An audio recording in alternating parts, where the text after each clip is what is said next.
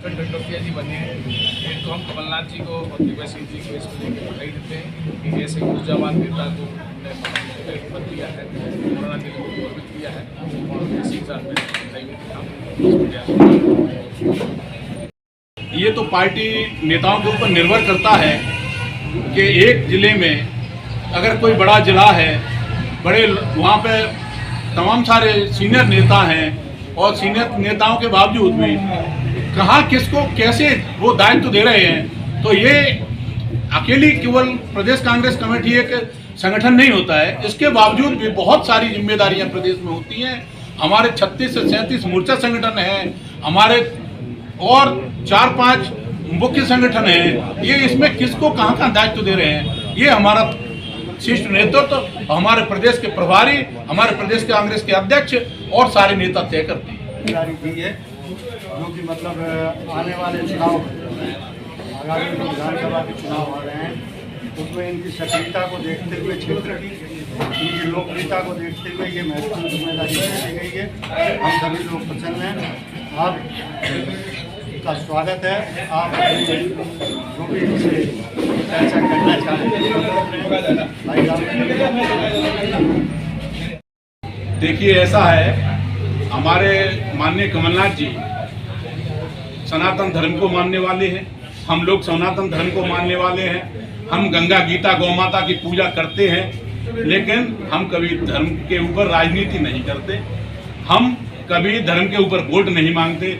हम धर्म को अपनी आस्था मानते हैं, ना कि व्यापार और राजनीति का कोई षड्यंत्र और शस्त्र नहीं मानते।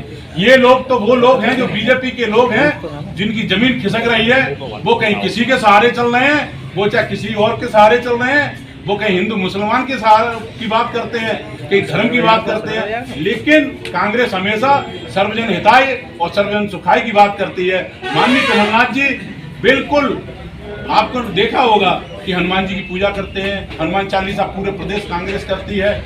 और अयोध्या में जब भूमि पूजन होता है तो सारे पूरे प्रदेश में दीप उत्सव माननीय कमलनाथ जी के द्वारा मनाया किया था। हम आप युवाओं के रोजगार का रास्ता साफ, दलित और अल्पसंख्यक के सुरक्षा की बात, महिलाओं के सम्मान की बात, भूमाफिया का पत्ता साफ और षड्यंत्रकारियों का किया था नाश। और दिन हो या रात तो सबके साथ थे श्री कमलनाथ। कमलनाथ जी ने कभी सिद्धांतों के साथ समझौता नहीं किया और ना कमलनाथ जी कभी जीवन में सिद्धांतों के साथ समझौता करेंगे।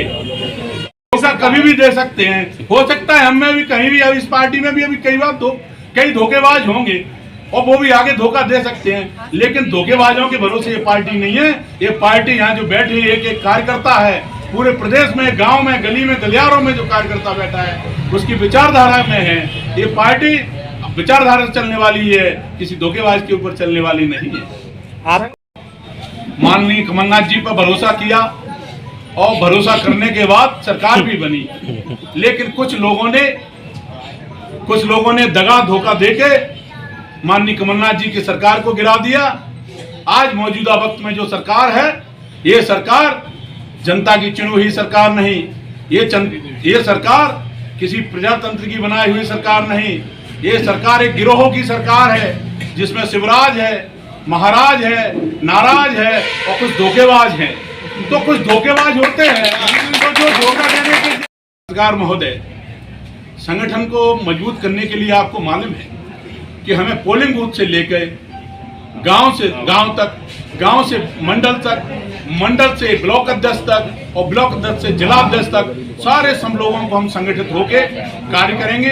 हर गांव में, हर पोलिंग पे हमारा आदमी हो, हमारा आदमी है, उस पे हम लोग काम कर रहे हैं। और मेरा तो कहना एक है कि उनकी झूठ मजबूत है और हमारा बूथ मजबूत है। के खिलाफ नहीं, मैं किसी संत महात्मा के खिलाफ नहीं, मैं किसी व्यक्ति के खिलाफ नहीं, मैं खिलाफ हूं झूठ, फरेब और षड्यंत्र के। झूठ फरेब चाहे आप करें चाहे मैं करूं, इसलिए सच्चाई होनी चाहिए। मैं अंधविश्वास के खिलाफ हूं।